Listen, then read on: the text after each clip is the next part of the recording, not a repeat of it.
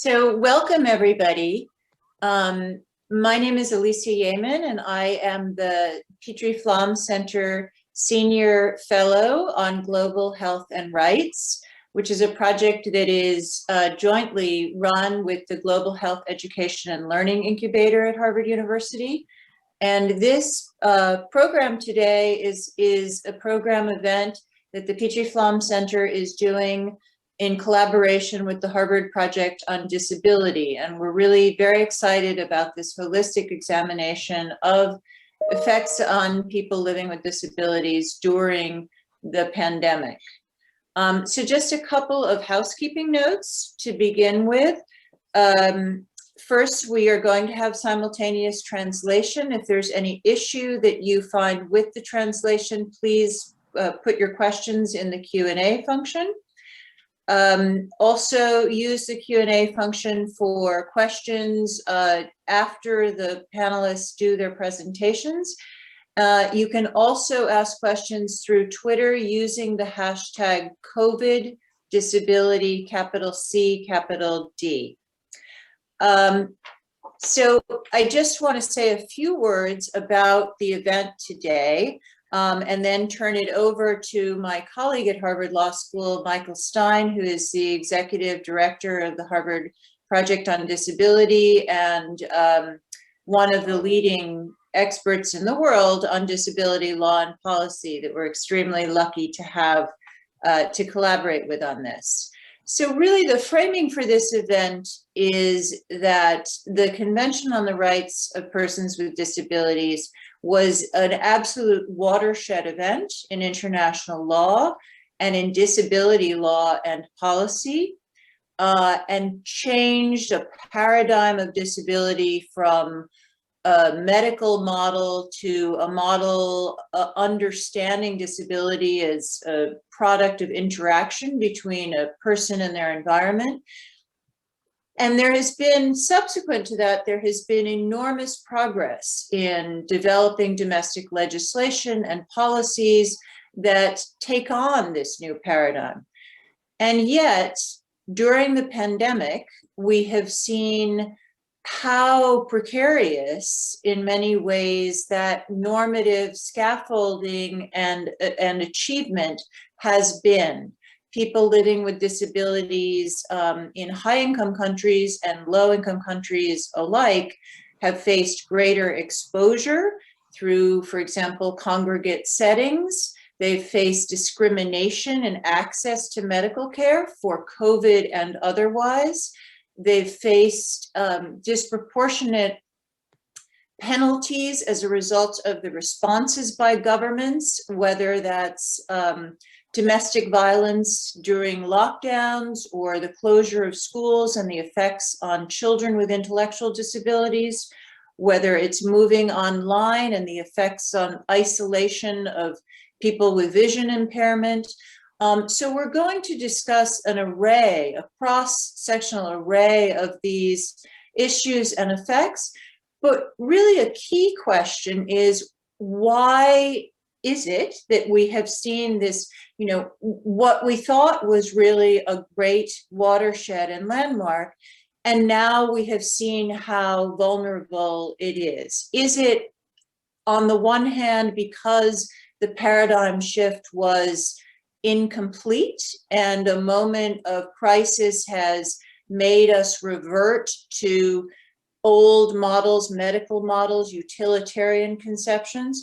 Or is it also possibly that there was a competing paradigm shift occurring during these same years of encroaching neoliberal governance, where there was a progressive ceding of the political capacity of the state, privatization of services on which persons with disabilities disproportionately depend, allocation of healthcare and other things according to the market, instead of according to a rights-based framework. So I think this is a particularly important discussion to have now, because the pandemic offers us an opportunity to reflect on our strategies in human rights and disability rights, and looking forward to what we need to do post-pandemic to address some of the political economy features that have blocked effective enjoyment of rights for persons living with disabilities. So with that, I will turn it over to my esteemed colleague, Professor Michael Stein, to say some introductions and moderate the rest of the panel discussion. Thank you ever so much, Allie, and it's a pleasure to be here with my friends and colleagues from both the Harvard Law School Project on Disability and from the Petrie-Flom Center. Not on camera, but supporting us is Carmel Shachar, the Executive Director, who was key to helping us put this program together, Laura Chong, who's supporting us on communications, Chloe Rachel, who's helping with social media, and our own Juliet Bowler, who's behind the scenes with technical support. And I feel very privileged in today's panel because I get to know and work with all the panelists, and they're marvelous people who have a lot to share. We know that COVID has disproportionately affected persons with disabilities globally, including here in the United States, and that there have been especially pronounced effects on specific subsets of this diverse population, including youth with disabilities and those who also happen to have intellectual, developmental, cognitive, and psychosocial disabilities. These effects include social isolation, often barring people from access to critical supports and services, both within their communities and in the classroom, workplace, and others. It's been evidenced by disproportionate numbers of people with disabilities, for example, affected by layoffs, as many businesses have shuttered or scaled back, by healthcare, where cross-sectional issues like income and race have exacerbated disparities and inequities, both in the US and in middle and low-income countries. While there's been a good deal of attention, and appropriately so, paid to inequities in terms of accessing some of the more dramatic effects of COVID, such as access to ventilators, higher access rates of transmissions among some populations, including those who live in congregate care, and to a lesser extent, access to vaccinations, where the schemes are highly uneven and often contradictory across states and other venues. This panel aims to take stock of the various environmental barriers that persons with disabilities have faced across the life spectrum, so we can learn from these experiences and also, hopefully, going forward, use them to build a more inclusive post-pandemic society. It's often said erroneously that COVID is the great leveler. Actually, it isn't. It doesn't level the playing field. What COVID has done is put a large magnifying glass on the already existing inequalities and cracks in our social protection systems. And we've been able to see, unfortunately so, what happens to marginalized populations when their societies are put under stress. It tends to marginalize them further. So without further ado, let me very quickly introduce the panel, and I say quickly because their bona fides are much longer, but I know you'd rather hear them than hear me. And then we'll turn to each of them. They'll each have 10 minutes to present their thoughts, and then we'll go to a question and answer period. And we encourage you to please enter your Q&As into the Q&A box as we proceed. We'll begin with Gerard Quinn, currently the UN Special Rapporteur on the Rights of Persons with Disabilities, and a friend and colleague for nearly 20 years, and someone with whom I've had the pleasure of working in many countries. We'll proceed to Melissa Mendoza, who is serving as the Special Education Services Project Manager at the World Policy Analysis Center at UCLA, and works with our great colleague Jody Hyman and others. And she'll be presenting some research that we're doing jointly. Then on to Sumitra Pathari, Director and Center of Mental Health Law and Policy, and also the Indian Law Society.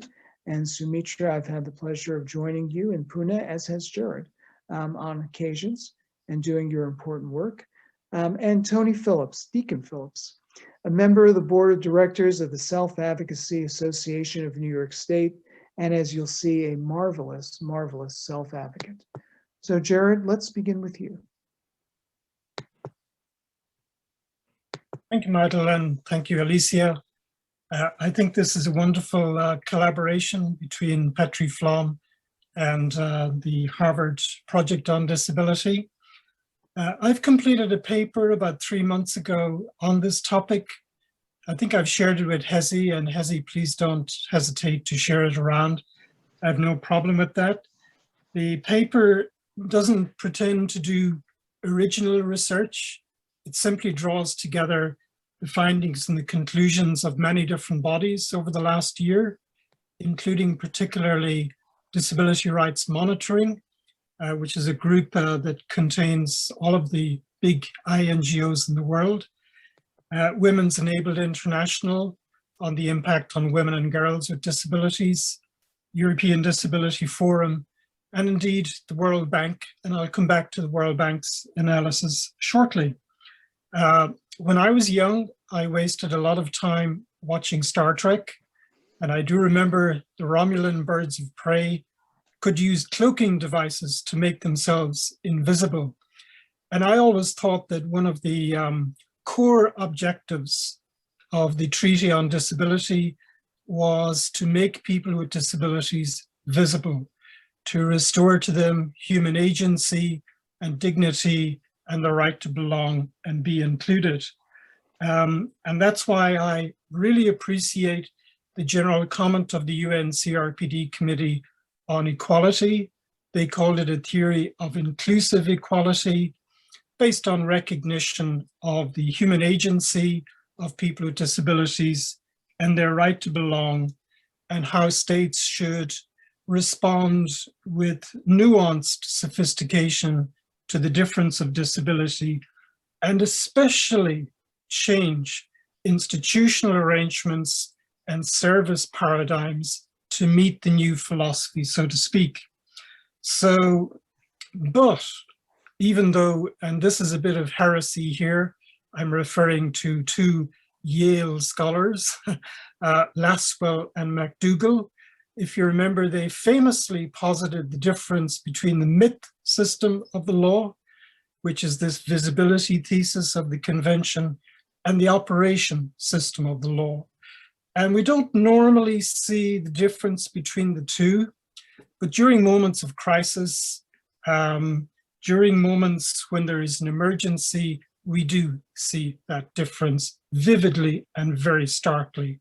So the myth system points in one direction, but the operation system points in a completely opposite direction. So it is as if the rights of people with disabilities were a luxury or a side constraint to be considered after systems first responded to COVID, and not something that was embedded as a natural reflex to the crisis right from the get-go. So we're kind of always playing catch-up. We're trying to remind states of the myth system of their obligations, when in fact they have not really operationalized these obligations, at least to a deep extent.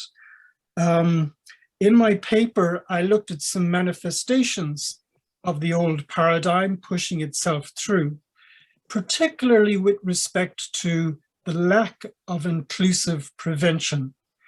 And really what exacerbated this was the weakness, the fragility of the service paradigms already put in place.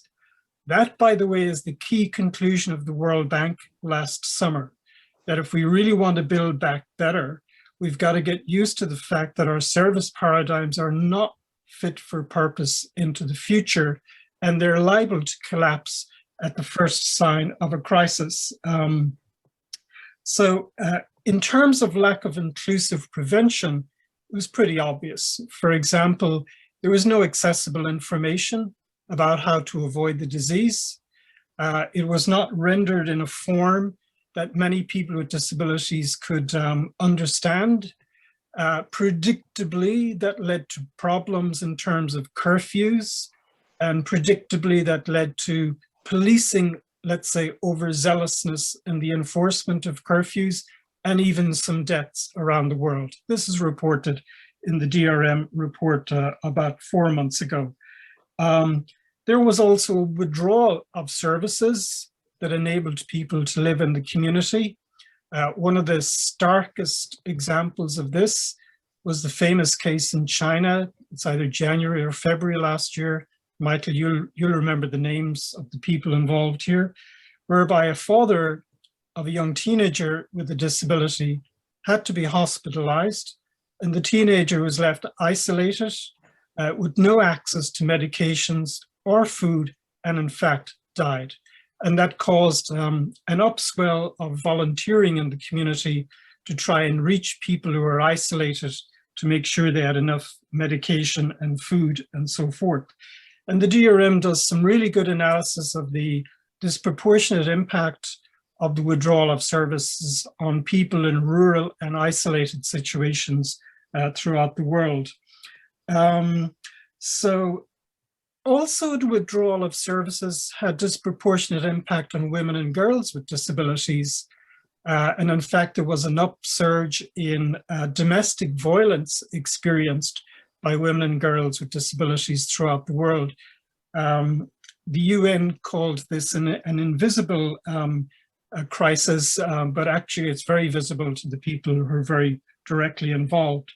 So even though the services can be quite modest, if they're actually just kicked away, the impact is devastating on people with disabilities throughout the world.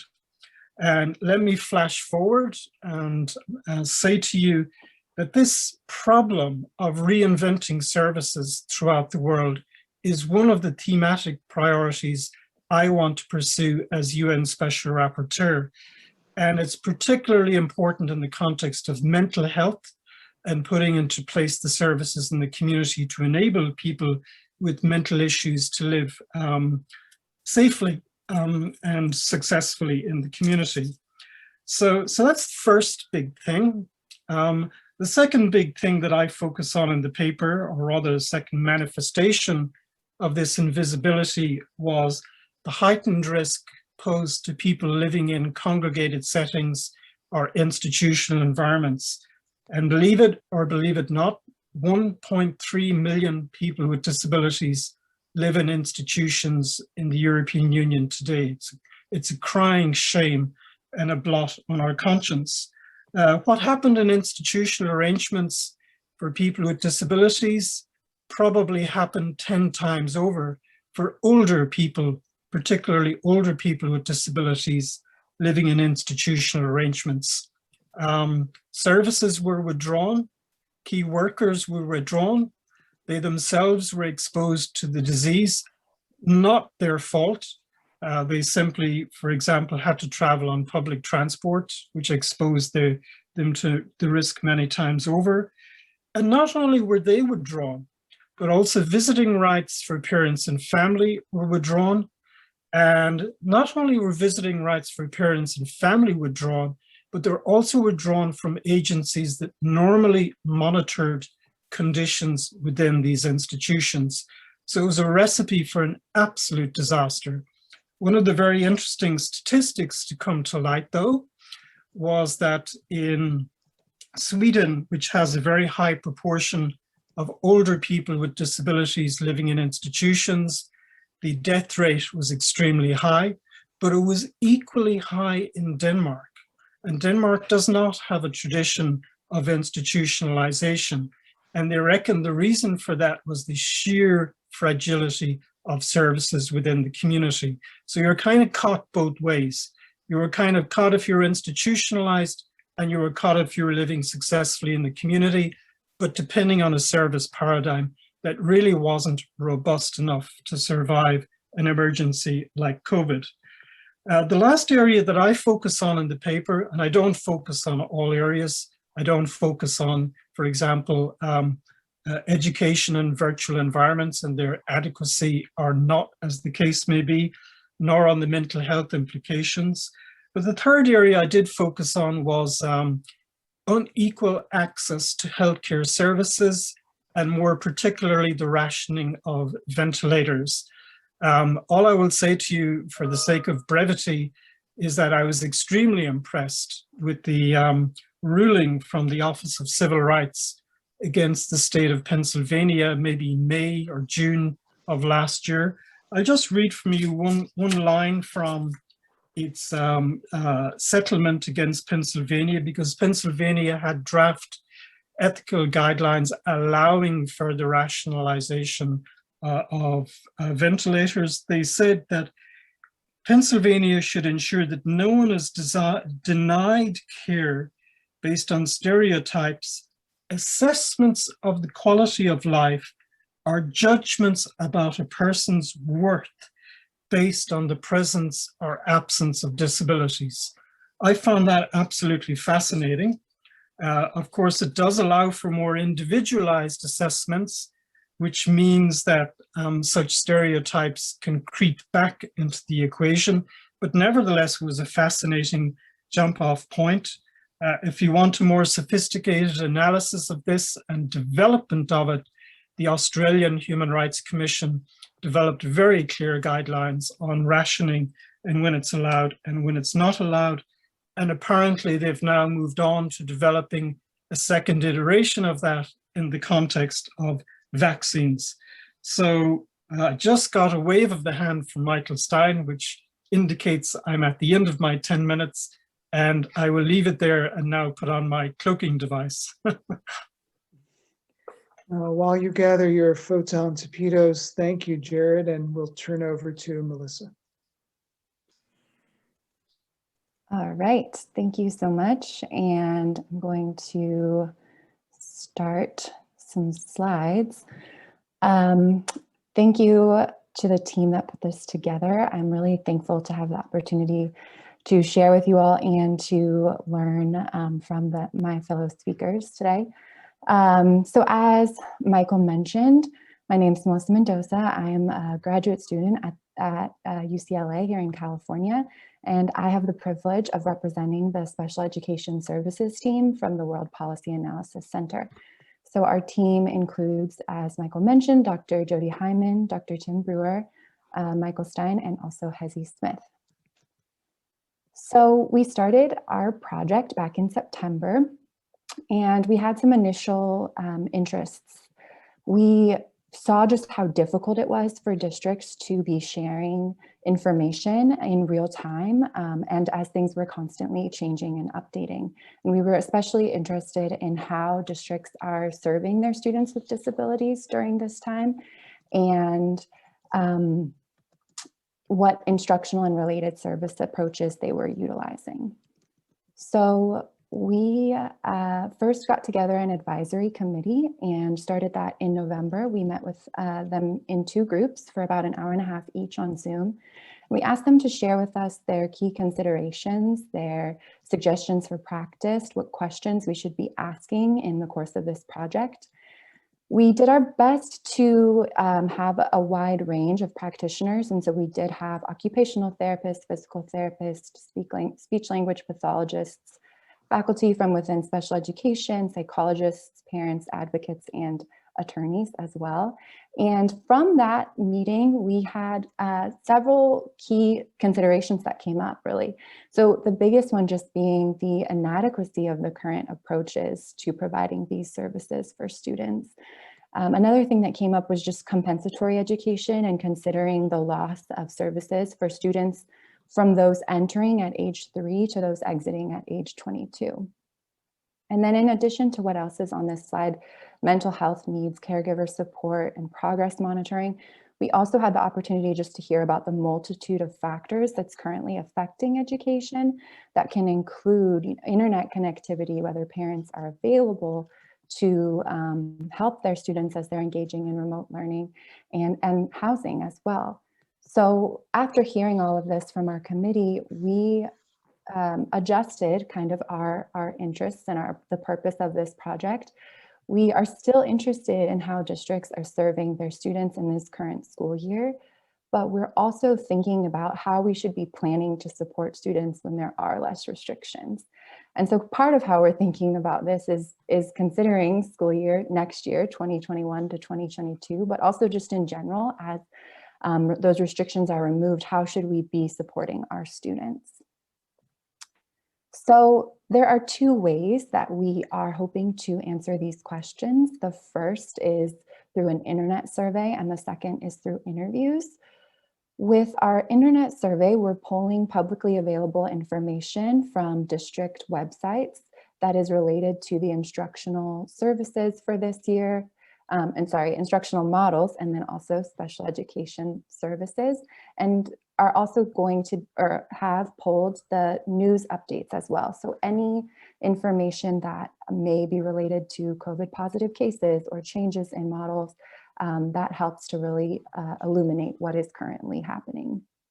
And in order to do this, we wanted to have as much of a variety of experiences as possible. So we are looking at districts with really high enrollment and student population, as well as low enrollment and student population. We're looking at districts with really high per pupil spending and districts with low per pupil spending. And then in thinking about just experiencing this pandemic and COVID-19, we did look at states with high and low spread of COVID and polled districts from those as well. And finally, we understand just the benefit of also learning within our own community. And so in considering our team, and also we're very grateful to the Rip Van Winkle Foundation for their support. We did want to include our local districts as well. And so there is one local district included. And then we are coding to determine the approaches for service delivery between September and February, which is when we pulled this data.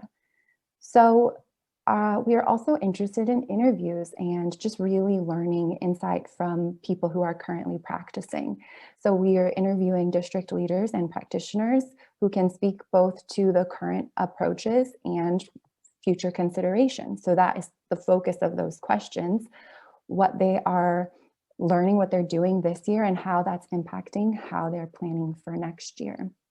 And we are using those to code to determine themes that we can use for potential practices for, again, thinking ahead to the school year 2021-2022, and when we have less restrictions. So this is a project that is currently in progress.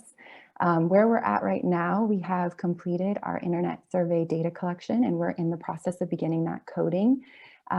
We have conducted one interview, and it was a really rich interview, and I definitely learned a lot from that practitioner. We're in the process of scheduling more. We're continuing to look for connections with districts. And then we're consistently rethinking this project. Things are changing and evolving, and we want to be responsive to what we're hearing from our communities and from these practitioners, so that in the end we have information that can be helpful and beneficial moving forward. So there have been some challenges. There are challenges to doing a project like this amidst a pandemic. So number one, just thinking about the just overall variety of experiences. And this is within districts, things are changing in their instructional models and their service delivery, but also just thinking about each of us are, we're coming up, or we're about a year. We're experiencing this so differently all the time. And so just understanding that there is a great variation in how people are experiencing this. And then also just in-person information is much more difficult to obtain right now. And so again, we do have the opportunity to learn from that website data, and also from what we are hearing from practitioners. Our next steps, we are going to be completing online coding and conducting additional interviews. And we're hoping to use both of these to provide information for our recommendations for next school year.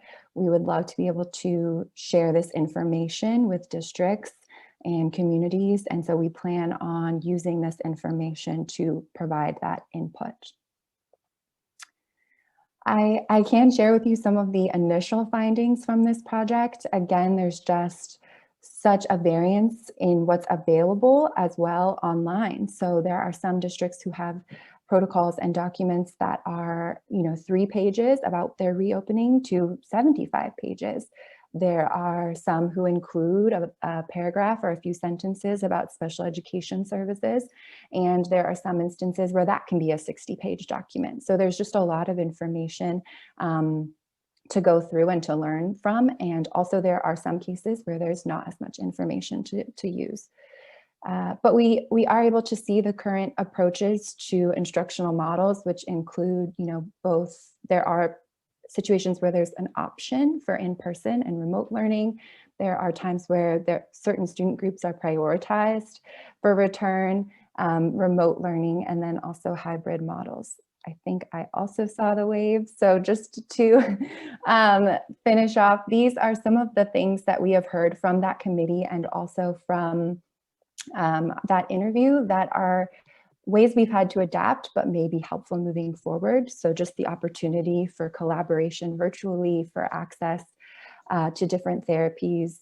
And I thank you so much. I'm looking forward to hearing more questions and would love to hear from anyone. So I did also want to share my email. Sorry for going over. You were perfect. Thank you, Melissa. And now we're going to turn to Sumitra. Hi, thanks, Michael. Thank you so much for asking me to speak here. And, I'm going to really pick up from where Gerard left, but I speak only from the perspective of mental disabilities rather than other disabilities. Those of you who know, I have no particular expertise in a broad range of disabilities, but rather limited to mental disabilities. So I just wanted to come at it from a low and middle income country perspective, and also to really highlight some of these examples that Gerard talked about. For example, in India, when we had the lockdown, this was in March and April of last year when the lockdown started, what we noticed was that in many cities, including in the city that I live in, mental health wards in general hospitals were shut down and were converted into COVID isolation wards. And what it meant was that these people were either discharged home, or even worse, in Pune, what happened was that people from the acute wards, these are wards where people might stay for a week, 2 weeks, and go home. They were transferred to the century-old mental hospital that we have, and the hospital and the ward in the general hospital was converted into a COVID isolation ward. The other thing that we also noticed was, and this happened in all cities in India, in Mumbai, Pune, in Chandigarh, Kerala, that psychiatry doctors or psychiatric professionals, psychiatrists, residents were diverted to COVID duties. So you did not even have anyone to provide acute psychiatric care if that was required. And the third and important thing that was noticed over the last many months when we had the lockdown was because of supply chain disruptions that happened to medications, many of the psychotropic medications that people were using regularly were no longer available, and so they were abruptly withdrawn.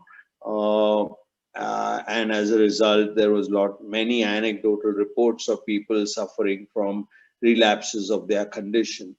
We don't have a very good community-based system for delivery of mental health care. The travel restrictions also meant that people could not go back to the hospitals, for example, to get their refill. And that was another problem in terms of getting relapses and people suffering as a result. The question really is that if we feel that people with mental health problems can be managed at home, which is what families were expected to be doing during this time, then why don't we think of doing the same when we don't have COVID times? Why do we think that this is possible during COVID times, but other times we can't be doing that? The second point I wanted to make was about, for example, with alcohol. We had the lockdowns were imposed with very few hours notice. And so in March, just after the lockdown was imposed, in the weeks, 3 or 4 weeks after that, you heard of many people going into sudden alcohol withdrawal. And in fact, during the 3 weeks after the first lockdown, we had close to about 26 deaths due to suicide by people who were in alcohol withdrawal, being unable to get alcohol. Provision was made for the fact that people are going to not get the alcohol because all the shops, including the liquor shops, were shut. Then what was going to be the treatment provision for these people? And that also raises an ethical issue, that is it fair to withdraw people from substances that they're dependent on while you're not able to provide healthcare services that might help them with those services. Talking about suicides, we don't have data on suicides, and our government has not published data on suicides. And I know that there seems to be a lot of relief, at least in the West, that suicide rates do not seem to have gone up in many countries, although Japan has shown an increase in suicide rates during this time. But what seems to be missed out is a few things, that many low and middle income countries, we don't know what the status is of suicides. In India, we have very little data. We did a study looking at newspaper reports and found that during the lockdown periods, the newspaper reports of suicide as compared to the same period last year had increased by 60 or 70%. There's also 2 or 3 police commissioners across this country who had said that they had seen increased reports of death by suicide. And you know, in the US, while suicide rates haven't gone up, in general, there have been increases in suicide rates for specific populations, including probably, I don't know about the disability sector, but I do know that the suicide rates have gone up in the Black population. So clearly, while suicide rates may not have gone up overall, there are specific populations, vulnerable populations, which might have seen suicide rates go up. And finally, coming to the vaccine, we've just started rolling out the vaccine in India. And initially, the government only offered the vaccine to healthcare professionals. Subsequently, in the last 2 weeks, they decided that they were going to offer the COVID vaccine to certain people with specific comorbidities. But interestingly, mental illness has not been included as a comorbidity, although there is enough evidence now that people with mental illness are at a much, much higher risk of dying if they were to get COVID. And in fact, just today, a lawyer I know very well has filed a public interest litigation in Delhi High Court asking for people with mental illness to be included in this list of COVID comorbidities so that they could get the COVID vaccine earlier. So that's broadly what has been happening. And so I think there's a kind of consistent pattern of neglect. There's a consistent pattern that we would happily take away the few services that are even available to people while we do not invest in mental health services. I'll stop here. I think I've just about finished my time. Thank you. Thank you so much. Sumitra, thank you so much for giving us an informed view from the ground. And thank you for the work that you do on behalf of the population. We're going to turn to Tony Phillips and our own HPOD's Hezi Smith will be supporting Tony in his presentation. Hezi should also be acknowledged for contributing to today's program, as he does to all of our HPOD work. Tony? Good afternoon. My name is Tony Phillips. Of course, I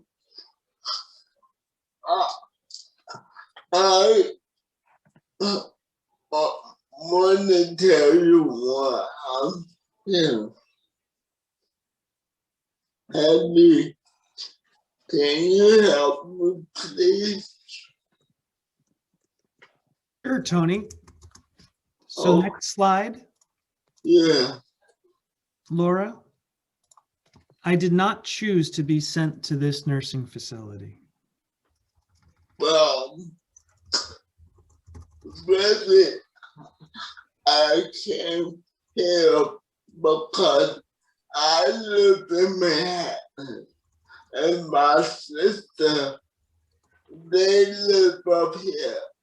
So they put me in this facility because it would be closer to them. So that's why I'm here now. Maybe I should tell you the reason I'm here. I probably had next surgery last year, and I came in February, and I wasn't supposed to be here for a certain time.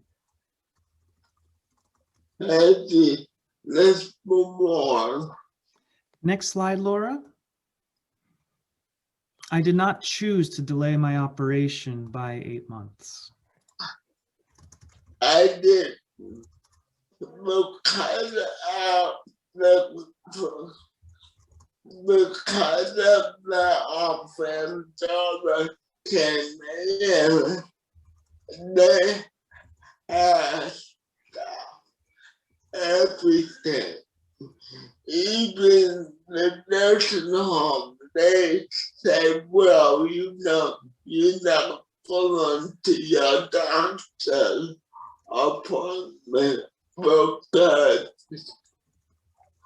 of the private, because they say that they wasn't going to do no kind of surgery, which wasn't true. Next. Laura, next slide.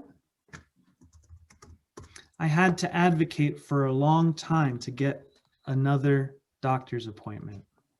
And when I did that, first of all, they sent me to the wrong clinic for 3 times before they sent me to the right clinic.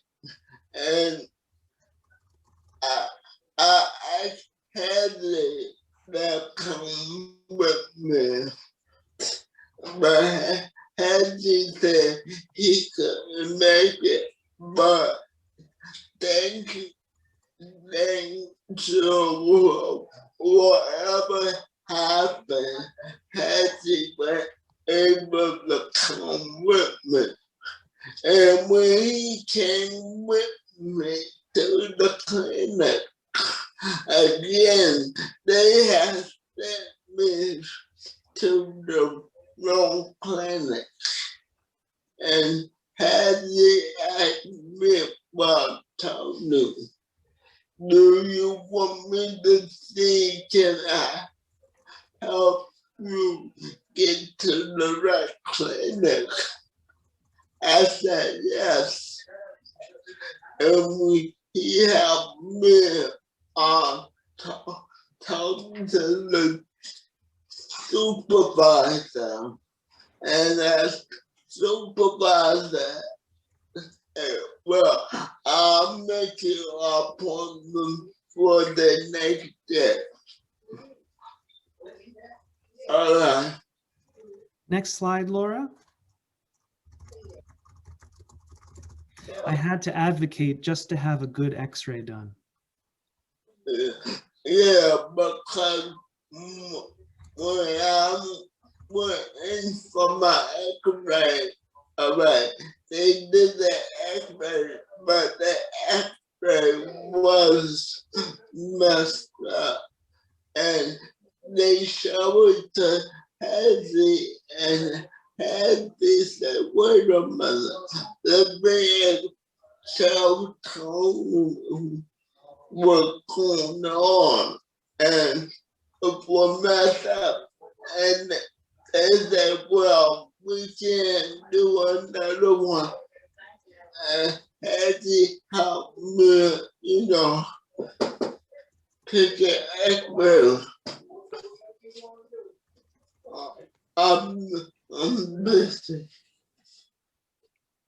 Had to help me take an X-ray. That the doctor can use. Next. I had to advocate to show I could consent to the operation. Yeah, because they thought that I couldn't understand. And they thought that I could not sign, you know, a paper because of my hand.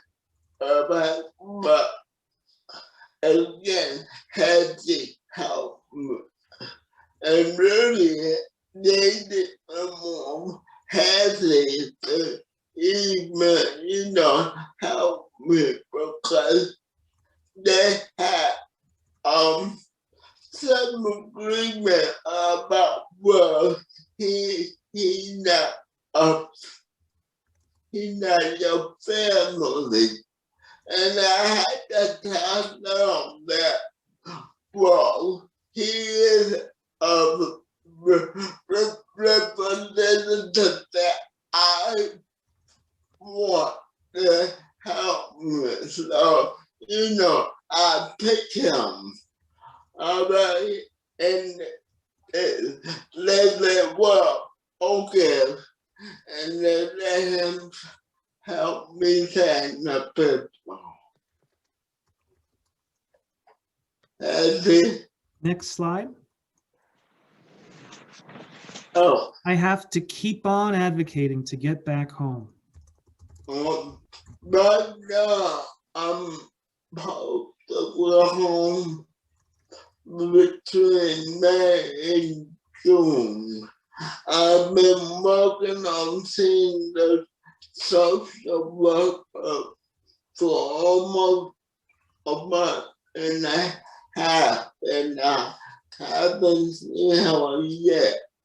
And I just heard yesterday that I'm about to lose my job because I've been out for so long.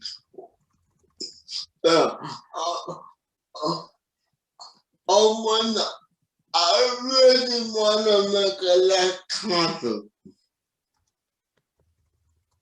I want to say this. As a person with a disability and watching all the news and whatnot, I feel that people with disability is not really a part of the society. And I am tired. People like myself are being walked over. And I don't want to say no more because I might go off.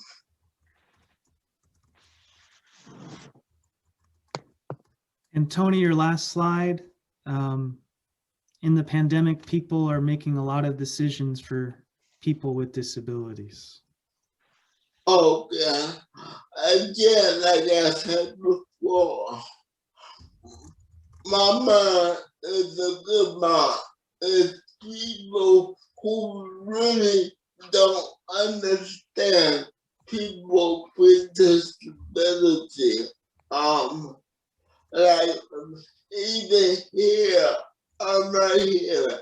I had to fight for them to understand me as a person and not call my sister all the time. Okay. Thank you, Tony. That's about time. All right. Thank you, Tony. So we have a bunch of questions in the Q&A box, and with our remaining 9 minutes or so, I thought I would combine them. The questions are asking, what can we do about discrepancies in vaccinations in Africa? What can we do about the lack of adequate emergency response services in New York, which predates the pandemic? And similar questions. And I'm wondering whether, for the panelists, each one of you could give us a positive picture in a minute or two about what we could see as a silver lining coming out of COVID. These lessons have been really, really hard earned. They've cost people enormous suffering in their lives. Is there something positive we could take away from this COVID experience to use as an advocacy tool for people with disabilities going forward? And if it's all right, let's start with the end of the panel and work our way back. So, Tony, would you like to respond first? Yeah. I want to say this. I'm going to say it. That the behavior the head, but Hattie is a friend. He is a real friend. But when he came to help me, he did not take over. Everything he did, he had me before he did it. He made sure that I wanted to be done. And that's what we need to teach people who work with people with disabilities. They are out with their friends. They're not out with the homeless. They're not out with the staff. They are out with their friends, everybody else. So Tony is contributing his thoughts that what we can learn going forward is to better think through how to support the community of persons with disabilities, either as peers, friends, family members, or otherwise. Sumitra, do you have a silver lining to offer or a way forward? Well, I wish I could see something positive come out of it, especially for people with disabilities, and I haven't seen that. I know this sounds extremely negative, but that's the reality of it. I cannot see, especially in low and middle income countries, I do not see a lot of positives or anything to take home and say, hey, this has been really good, which came out of the COVID pandemic for people with disabilities. You know, it's not just to do with people with disabilities. I think we've also seen even in high income countries, people with disabilities having a problem. So it's not just for the low and middle income countries. And the whole issue of vaccination is also caught up, not just with for people with disabilities, but what's happening with, say, Africa, or the inavailability of vaccines in Africa, the fact that many countries have 2 or 3 times the number of vaccines for the people they have to vaccinate. You know, that is a disgrace. I mean, the EU said that vaccines were going to be a common good for humanity. That's not happening. Patents are getting enforced, and all of that is the terrible stuff that affects everybody, including people with disabilities. Thank you, Sumitra. Melissa, do you have recommendations for the way forward, especially with school reopenings? I don't think at this time I could give a distinct recommendation, you know, moving forward, we should be doing X, Y, and Z. I think more so this question made me think back to the last slide I went over and just kind of thinking about the reliance on technology and what that has required us to do and how we've innovated within education, and just how that will be something that we can use moving forward to provide more access through technology.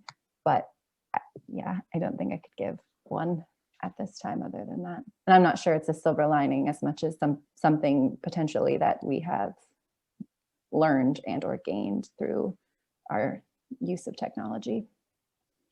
All right, thank you. And Jared, would you like to offer some thoughts for going forward? Thanks, Michael. I'm not sure if these count as silver linings, but I'll mention them nonetheless. I've been arguing for a long time that the process-based innovations of the treaty are just as important as the substantive norms it provides, and particularly the right to be consulted, not just with respect to policy and legislation, but even decisions that affect the community directly. I think we've learned that the absence of consultation, at least in the initial phases of the response to COVID, has not only been illegitimate, but also inefficient, that a lot of avoidable problems could really have been avoided if there was a genuine process of consultation in place. And I think the penny is beginning to drop, that unless you begin to engage constructively with the communities directly affected, that your response is neither going to be legitimate nor efficient. And I think there's some governments who are picking up on that, particularly I think the New Zealand government at the moment. I also think there's, at least with respect to the developed world, a heck of a lot of money being invested in recovery and resilience. And we run the risk that this will simply be reinvested in old paradigms that just can't produce the results. So I think we have an opportunity, maybe a very brief window, to make sure that the concept of inclusion that we all fight for is embedded in these packages going forward. And here's where I think the marriage between the CRPD treaty and the UN SDGs is very evident, because if we don't reinvest in a different way, then the furthest who've been left behind will be left even further behind into the future. So it's a danger, it's a risk, but it's also an opportunity. And I also see development assistance programs being, well, number one, starved of funds. They can't fund the usual things. But number two, they're being reconfigured to assist the process of resilient recovery. So there is an opportunity there to parachute into these development assistance programs for the first time, very genuinely, a philosophy of inclusion going forward. It's an uphill struggle, but at least the window is slightly ajar. Somebody mentioned, I think it was Sumitra, the enforcement of intellectual property rights. That's a key issue going into the future. We cannot have resilient recovery unless intellectual property rights are relaxed to some degree. It's a considerably under-examined area. For example, UNCTAD and international trade and its implications for resilient recovery. So I would encourage some really good research being done on that. I'll shut up there. Thank you, Michael. Thank you ever so much, Jared. And before I turn over to Professor Yamin for some closing remarks, I'd like to thank each of the panelists for joining us. I'd like to thank each of the participants and attendees for joining us. And I'd like to thank our ASL interpreters, Nora and Glashanda, for enabling us to communicate with everyone. Ali, I believe you had a positive intervention on which to end regarding community-based psychosocial supports, and then to end our session for the day. Thanks very much, Michael. Yeah, I want to echo what Tony was saying, actually. I have the privilege of also wearing another hat as Senior Advisor on Human Rights to a global health and social justice organization called Partners in Health that works in very low resource settings across the world, as well as in disadvantaged communities in the United States and other middle income countries. And what we have done is recognize in this pandemic, really take seriously the need to see diverse people, persons living with disabilities in our communities that we serve and their diverse needs. So we have trained staff, community-based staff, to provide more psychosocial support. We've added more. We always provide social support along with clinical care, but we've added more psychosocial support, which in some cases means clinical supervision by these trained sort of psychological first aid workers, as we call them. And in some cases, it means spending time with people, bringing people food, accompanying people through this nightmarish pandemic and supporting each other. So it's certainly not a solution, but it does give me hope that we can be creative across settings of very different resources. I really want to thank again all of the panelists, as well as the ASL interpreters and the Harvard Project on Disability, as well as the Petrie-Flom Center. I thought this was a spectacular discussion that touched upon these issues from many different angles. So thank you to the attendees and participants as well.